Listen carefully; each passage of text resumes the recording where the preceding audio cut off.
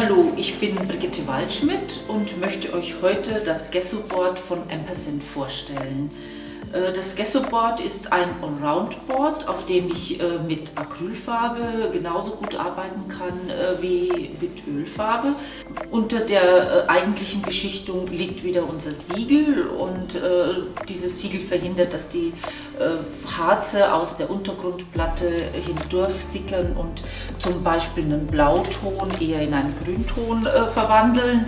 Das ist damit ausgeschlossen und wie gesagt, es ist also eine sehr hochwertige Platte. Es ist besonders formstabil und ich habe hier mal was vorbereitet. Ich habe eine Leinwand dabei, das wäre also quasi das Gegenstück zu einem Gesso-Board. Wer auf einer Leinwand arbeitet, käme auch für das Gesso-Board in Frage sozusagen. Und man sieht schon, wie die Leinwand diese Dellen aufweist und die ich auch durch Spannen nicht mehr gerade bekomme. Also ich denke, man kann das ganz gut erkennen.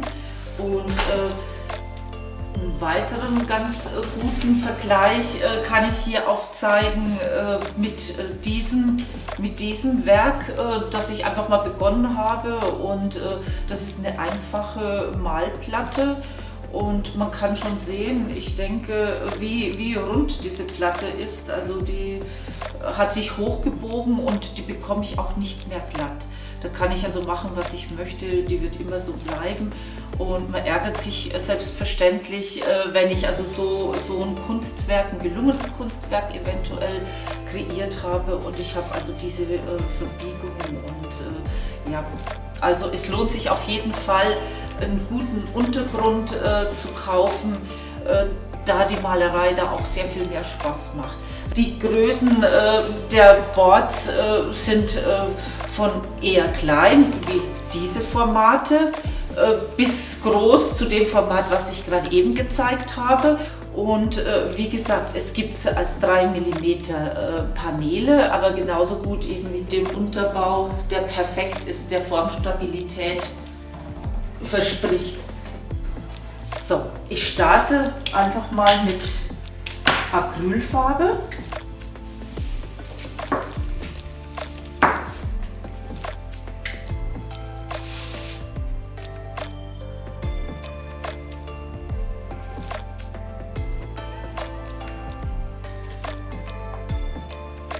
Die Acrylfarbe kann ich etwas dünner oder auch dicker auftragen. Ich hole sie jetzt so ein bisschen aus der Tube heraus.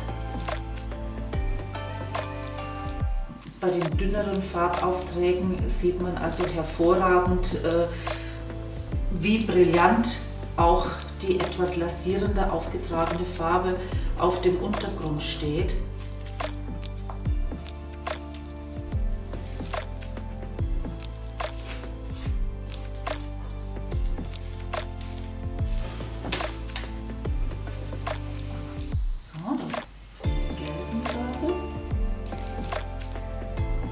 Auch in diesem stark verwässerten Bereich tue ich mich auf einer Leinwand sehr, sehr schwer und das bekomme ich hier auf so einem Board viel besser zu Wege, weil die Farbe auch hier wunderbar auftrocknet, auch wenn ich sie eher aquarellistisch verwässere.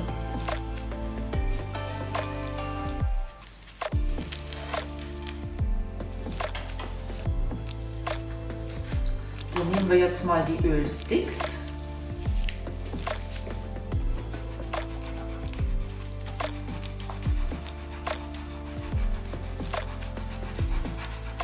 Normalerweise würde ich jetzt nicht mit Ölfarbe und Aquarellfarbe direkt arbeiten, aber ich will einfach mal zeigen, was der Untergrund mit sich machen lässt, und aus dem Grund verwende ich jetzt also für den oberen Bereich einfach mal auch Ölfarbe.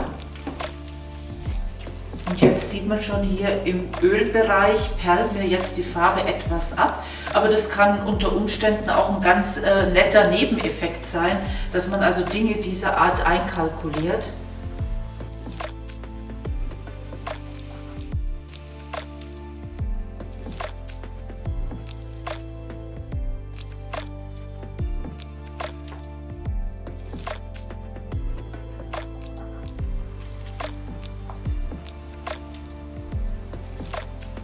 sobald ich also beide Farben verbinde, schwimmen die auch wieder ineinander und ich bekomme eine super Verbindung zwischen Untergrund und Bildobjekt.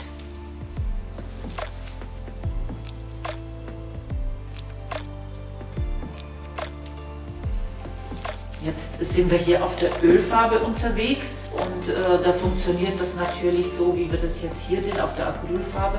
Es wird nicht so gut gehen, aber bis zu einem gewissen Grad. So lote ich mein Werk immer stärker aus, bringe wieder Dunkelheiten ins Werk, wieder Helligkeit und man sieht auch schon hier diesen interessanten Gegenspieler.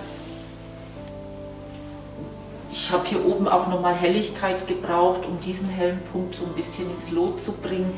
Und so die Möglichkeit, mit so vielen unterschiedlichen Farbmaterialien auf einem Untergrund zu arbeiten, gibt mir natürlich eine tolle Möglichkeit an die Hand, mit interessanten Strukturen einfach zu arbeiten, die sich über die Farbe definieren. Und das funktioniert selbstverständlich auf unseren Ampersand-Platten. Dieses Gesso-Board ist ja auch ein perfektes Board für Mixed Media. Mixed Media Technik wird ja sehr gerne angewendet und gerade wenn ich experimentell unterwegs bin, brauche ich einfach einen super Untergrund und wie ich anfangs ja schon gezeigt habe, würde das also auf einem Board, das sich hinterher verbiegt, auf dem man mit wenig Feuchtigkeit arbeiten kann, wäre das nicht möglich.